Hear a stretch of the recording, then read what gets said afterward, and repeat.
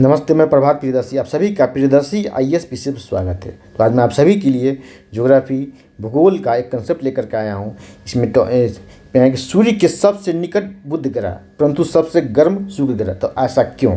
ठीक है, ऐसा क्यों? तो यही कारण मैं आपको बतलाऊँगा कि क्या कारण है कि सूर्य से दूरी के अनुसार सबसे निकट जो है बुध ग्रह है, उसके बाद शुक्र ग्रह, उसके बाद पृथ्वी, उसके बाद मंगल, आगे तक नेपच्यून है। ठीक है, लेकिन सबसे गर्म जो है शुक्र ग्रह है। लेकिन जब दूरी के अनुसार देखेंगे, तपिश के अनुसार, तो सूर्य का सबसे अधिक तपिश बुध को मिल रहा है, उसके बाद शुक्र को मिलना चाहिए। तो सबसे अधिक गर्म तो बुध होना चाहिए, लेकिन सबसे अधिक गर्म शुक्र है। ऐसा क्यों? और भी फिगर मैं आपको दिखा रहा। देखिए फिगर, ये देखिए, यहाँ देखिए, यहाँ भी क्या है, बुध सबसे नज़दीक है, शुक्र उसके बाद मंगल। यहाँ देखेंगे आप, यहाँ देखिए, सबसे नज़दीक बुध ग्रह है, उसके बाद शुक्र ग्रह है। यहाँ देखेंगे, उसके सबसे नज़दीक बुध ग्रह, उसके बाद शुक्र ग्रह है। तो ऐसा क्या कारण है कि दूरी के अनुसार, सूर्य के से दूरी के अनुसार सबसे नज़दीक जो है, निकट जो बुध ग्रह है, परंतु उसके बाद शुक्र ग्रह है। तो गर्म सबसे अधिक बुध को होना चाहिए, लेकिन ऐसा नहीं है। गर्म कौन है? शुक्र ग्रह सबसे अधिक गर्म है। तो ऐसा क्यों है, जानिए। देखिए, चलिए, इसके कारण जानने से पहले मैं आपको एक चीज़ बतला रहा हूँ कि आप लोग सभी जानते होंगे कि पृथ्वी के वायुमंडल में CO2 की मात्रा कितनी है? CO2 कितना है? तो 0.03%। 0.03% पृथ्वी के वायुमंडल में CO2 की मात्रा है। ठीक है, CO2 मात्रा। और तब इतनी गर्मी पड़ रही है, गर्मी भारत में स्टार्ट हो चुका है, तब इतनी गर्मी पड़ रही है। ठीक है, और यहाँ शुक्र ग्रह में CO2 की मात्रा कितनी है? आपको जानकर आश्चर्य होगा आज कि यहाँ CO2 की मात्रा 90 से 95% है। अब समझ लें कि तुलना करें यहाँ से, जब पृथ्वी के वायुमंडल में CO2 की मात्रा 0.03% है, 1% भी नहीं है, तब इतनी गर्मी पड़ती है। और यहाँ क्या है, 90 से 95% CO2 की मात्रा है। ठीक है, तो यहाँ कितनी गर्मी पड़ती होगी? तो ऐसा क्यों? CO2 की मात्रा अधिक होने से गर्मी क्यों? CO2 की मात्रा कम होने से कम गर्मी क्यों? देखिए, CO2 क्या करता है? CO2 ग्रीन हाउस इफेक्ट पैदा करता है। CO2 क्या है? ग्रीन हाउस, ग्लोबल वार्मिंग का कारण बनता है। CO2 क्या बनता है? ग्रीन हाउस गैस है। CO2 क्या है? CO2 क्या है? ग्रीन हाउस गैस है। क्या है? Green house gas. Green house gas. Green house effect जो है, ग्रीन हाउस इफेक्ट जो CO2 के अलावा कौन कौन पैदा करता है, उत्पन्न करता है, क्रिएट करता है? जलवाष्प है। दूसरा SO2 है, SO2। तीसरा है CH4 मीथेन, और N2 है, H2S है, एंड लास्ट में है N2O नाइट्रस ऑक्साइड, इसको लाफिंग गैस कहते हैं। ठीक है, एनेस्थीसिया में भी इसका यूज होता है, ऑपरेशन थिएटर में। चलिए, तो ये क्या करता है? ग्रीन हाउस इफेक्ट पैदा करता है। ग्रीन हाउस इफेक्ट क्या? एक चादर का काम करता है, एक कंबल का काम करता है। ठीक है, और इसी बार 68वीं BPCPT में क्वेश्चन आया था पार्थिव विकिरण पर। ठीक है, इस पर IAS प्री में भी कई बार क्वेश्चन आ चुका है, UP PCSP में कई बार इस पर क्वेश्चन आ चुका है। पार्थिव विकिरण, किसी भी ग्रह से विकृत ऊष्मा, क्या होता है? विकृत ऊष्मा। ठीक है, ऊष्मा इसी को कहते हैं पार्थिव विकिरण कहते हैं। क्या कहते हैं? पार्थिव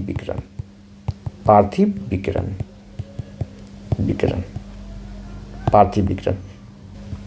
तो किसी भी ग्रह उपग्रह के वातावरण में अगर CO2 की मात्रा अधिक है तो क्या करता है? एक चादर का काम करता है, कंबल का काम करता है, पार्थिव विकिरण को रोक देता है। पार्थिव विकिरण को, इससे निष्कासित ऊष्मा, जिसे पार्थिव विकिरण कहा था, इसे रोक करके रखता है। इसे वायुमंडल में नहीं जाता, अंतरिक्ष में नहीं जानता, वायुमंडल में नहीं जाने देता, इसी के वायुमंडल में रोक कर रखता है। चलिए, आप लोग बच्चे से पढ़ते हुए कि धूपेलो दिनों की अपेक्षा बादल वाले रात अधिक गर्म होते हैं। ऐसा क्यों? देखिए, जितनी धूप है, अब मई जून में भी धूपेले दिन है, और उस रात को अगर बादल लग चुका है आसमान में, तो दिन की अपेक्षा रात में अधिक गर्मी पड़ेगी। ऐसा क्यों? क्योंकि सूर्य तो है नहीं, तो भी अधिक गर्मी है। क्योंकि वही क्या करता है, बादल भी क्या करता है? कंबल का काम करता है, चादर का काम करता है, जो पार्थिव विकिरण को, पृथ्वी द्वारा निष्कासित पार्थिव विकिरण को, ऊष्मा को बादल रोके रखता है, नीचे ही वायुमंडल में फिर रिटर्न कर देता है, वायुमंडल में नहीं जाने देता है। तो वही कंसेप्ट यहाँ भी है। तो CO2 की मात्रा 90 से 95% है, इसलिए अधिक गर्मी पड़ती है। ठीक है, चलिए, अब आते हैं बुध ग्रह पर। यहाँ तो सूर्य के सबसे नज़दीक होते हुए भी यहाँ शुक्र की अपेक्षा यहाँ गर्मी कम क्यों है? देखिए, एक तो है कि यहाँ जो वायुमंडल जो विरल है। ठीक है, और दूसरा क्या है, यहाँ CO2 की मात्रा क्या है, नगण्य है। CO2 की मात्रा क्या है, नगण्य है। एरो नीचे दे दिया तो नगण्य सब बहुत कम है, ठीक है। इसके कारण यहाँ पार्थिव विकिरण को रोक नहीं पाता है, यहाँ का वायुमंडल पार्थिव विकिरण को रोक नहीं पाता है, और जो है इसके बुध के द्वारा जो निष्कासित ऊष्मा है वो अंतरिक्ष में चला आता है, वायुमंडल में चला आता है, ठीक है। यही कारण है। और एक चीज़ और जाने, यहाँ रात दिन में तो यहाँ बहुत ही अत्यधिक गर्म पड़ती है, अत्यधिक गर्मी पड़ती है, गर्म होता है। और लेकिन रात में क्या होता है, यहाँ कड़ाके की ठंड पड़ती है। रात में क्या होता है, यहाँ बर्फीली हवा चलती है, बर्फीली हवा चलती है, ठीक है, रात में, ठीक है। तो यही कारण है कि यहाँ दैनिक तापांतर सबसे कम होता है। क्या होता है, दैनिक तापांतर सबसे कम। एरो नीचे दे दिया तो सबसे कम, दैनिक तापांतर सबसे कम। दैनिक तापांतर क्या है, ये भी आज आप लोग जान ले। दिन और रात के टेम्परेचर का अंतर, तापमान का अंतर दैनिक तापांतर कहलाता है। कि दिन में तो बहुत ही अधिक गर्म पड़ती है, चिलचिलाती गर्म पड़ती है, और रात में कड़ाके की ठंड पड़ती है, बर्फीली हवाएं चलती है। तो रात और दिन के टेम्परेचर का अंतर ही दैनिक तापांतर कहलाता है। और शुक्र ग्रह पर सबसे कम दैनिक तापांतर क्या है, यहाँ दैनिक तापांतर सबसे अधिक होगा। यहाँ बुध पर दैनिक तापांतर सबसे अधिक होगा, कम नहीं होगा। यहाँ दैनिक तापांतर सबसे अधिक, ठीक है। और शुक्र पर दैनिक तापांतर सबसे कम होता है। दैनिक तापांतर रात और दिन के टेम्परेचर में अंतर कम होता है यहाँ, ठीक है। या समुद्र किनारे जो भी समुद्र किनारे जाए जगह है, वहाँ क्या होता है, दैनिक तापांतर क्या होता है, कम होता है। रात और दिन के टेम्परेचर में अंतर कम होता है, ठीक है। वहाँ समुद्री समीर और स्थलीय समीर के कारण, और समुद्र से स्थल की ओर बढ़ते जाएंगे तो दैनिक तापांतर बढ़ता जाता है, ठीक है। तो स्थलीय और समुद्री समीर के कारण होता है। चलिए वो एक अलग कंसेप्ट है, मैं आपको बतलाऊँ। उस पर थर्मोडायनामिक्स का भी उस पर कंसेप्ट लागू होता है, विशिष्ट ऊष्मा का, लेटेंट गुप्त ऊष्मा का, विशिष्ट ऊष्मा का, उस पर एक कंसेप्ट लागू होता है, स्पेसिफिक हीट का और लेटेंट हीट का। चलिए पहले हम यहाँ पर बातें करते हैं। यहाँ पर आप समझ गए होंगे दोनों का कारण क्या है। चलिए इसके अलावा भी कुछ, जब बुध और शुक्र की बात हो रही है तो कुछ इस पर कंसेप्ट है, मैं आपको बतला देता हूँ इसी क्लास में। चलिए यहाँ देखेंगे, ठीक है।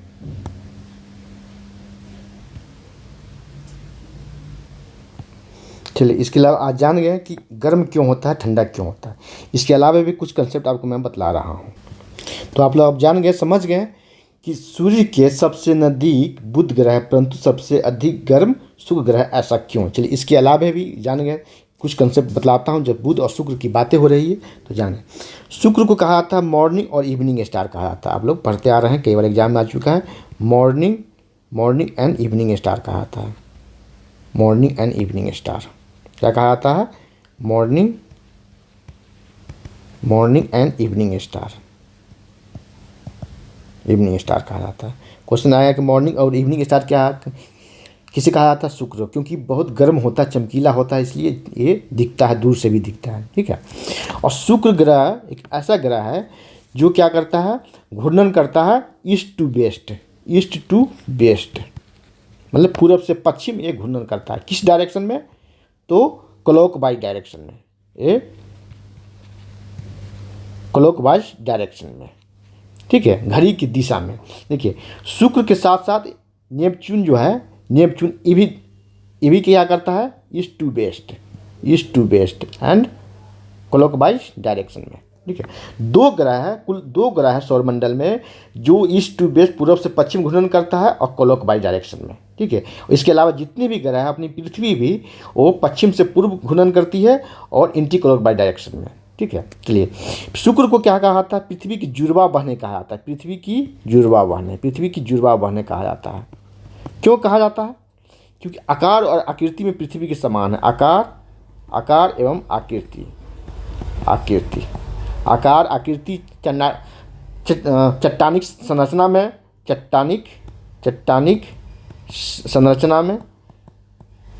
क्या, पृथ्वी के समान है, क्वेश्चन आएगा कि पृथ्वी की जुड़वा बहने जो है शुक्र ग्रह को कहा जाता है। कथन है, कारण रहेगा कि आकार आकृति या पृथ्वी की चट्टानिक संरचना में समान है, तो सही होगा, ठीक है। चलिए कुछ और कंसेप्ट बता रहा हूँ, चलिए इस पर जाते हैं। देखें इस दोनों जब ग्रह की बातें हो रही है तो 4 ग्रह जो आंतरिक ग्रह है, कौन है? आंतरिक ग्रह है। इसे कहा था आंतरिक ग्रह, आंतरिक ग्रह कहा जाता है। किसे? बुध, शुक्र, पृथ्वी और मंगल, मरकरी, वेनस, अर्थ, मार्स को कहा था आंतरिक ग्रह। और इधर 4 ग्रह जो है इसे कहा था बाह्य ग्रह। क्या कहा था? बाह्य ग्रह, बाह्य ग्रह, ठीक है। और आंतरिक ग्रह जो 4 है ये क्या है? ये ठोस अवस्था में है, ये ठोस अवस्था में, सॉलिड स्टेट में है। और ये क्या है? चारों ये गैस अवस्था में है, गैसियस अवस्था में, ठीक है। अब देखिए यहीं से आप एक देख रहे होंगे कि यहीं देखिए ये क्या है? क्षुद्र ग्रह है, ठीक है। क्षुद्र ग्रह कहाँ पाया जाता है? देखिए मार्स, मंगल और बृहस्पति के बीच में क्या पाया जाता है? क्षुद्र ग्रह पाया जाता है। क्षुद्र ग्रह कई बार क्वेश्चन पीटी में आ चुका है कि क्षुद्र ग्रह किस 2 ग्रह के बीच में पाया जाता है? तो मंगल और बृहस्पति के बीच में, जुपिटर बृहस्पति, यहाँ देखें। और रिंग, क्या रिंग, यहाँ रिंग, ये रिंग है, ये कौन है? शनि ग्रह के चारों ओर रिंग पाया जाता है। सबसे बड़ा रिंग शनि ग्रह के चारों ओर पाया जाता है। यहाँ भी रिंग पाया गया है, यहाँ भी रिंग है, ठीक है। ये जब बात हुई है ग्लोबल वार्मिंग की, ठीक है, बात हुई है ग्लोबल वार्मिंग की। देखिए ग्लोबल वार्मिंग का इफेक्ट क्या है, ठीक है, इफेक्ट क्या है अभी आप लोग, ठीक है। देखिए ये क्या है? ग्लेशियर का पिघलना, समुद्र के जल स्तर का बढ़ना। तो देखिए जब भी स्टैटिक पढ़िए तो करंट से जोड़ के पढ़िए कि हाल फिलहाल कोई भी घटना घटी हो तो उसको जोड़ के पढ़िए, और करंट पढ़ रहे हैं तो उससे स्टैटिक को जोड़ के पढ़िए। अभी क्या है? एक न्यूज़ पेपर का सुर्खी बना हुआ है कि इंडोनेशिया ने अपनी राजधानी बदल दी है। कहाँ? तो जकार्ता से इंडोनेशिया ने अपनी राजधानी को जकार्ता से कहाँ बदला? नुसंतरा किया है, नुसंतरा कहाँ? तो बोर्नियो द्वीप पर है। कहाँ? बोर्नियो द्वीप के बारे में भी कई बार क्वेश्चन आ चुका है। आकार की दृष्टि में बोर्नियो कौन सा द्वीप है? आप लोग कमेंट सेक्शन में कमेंट करेंगे। बोर्नियो द्वीप पर बना है। क्यों बना है? क्योंकि जकार्ता जो डूबने लगा है, समुद्र में डूबने लगा, जल स्तर बढ़ने से डूबने लगा है। तो यही सब इफेक्ट है ग्लोबल वार्मिंग का, ठीक है। तो अपनी राजधानी बनाया है, नुसंतरा ले गया है, ठीक है। तो आज इतना ही, फिर अगले क्लास में मिलते हैं एक अच्छे टॉपिक के साथ, एक अच्छे कंसेप्ट को लेकर के। और चैनल पर आप नए हैं तो प्लीज़ सब्सक्राइब करें, बेल आइकन प्रेस करें, जिससे कि आपको नोटिफिकेशन मिलता रहेगा। लाइक, कमेंट और शेयर करें। और इसके अलावा भी आपको करंट अफेयर्स का वीडियो देखना है, एनसीईआरटी ज्योग्राफी देखना है, घटना चक्र का पूर्वावलोकन, हिस्ट्री का देखना है, साइंस का क्वेश्चन देखना है, एमसीक्यू देखना, चैनल पर जाए, प्लेलिस्ट बना हुआ वहाँ से देखे फ़ायदा उठाए, लाभ उठाए और एग्जाम में अपने लिए एक सीट को, एक पद को सुनिश्चित करें और राष्ट्र और अपने राज्य की सेवा में योगदान देना अपना है। धन्यवाद। जय हिंद।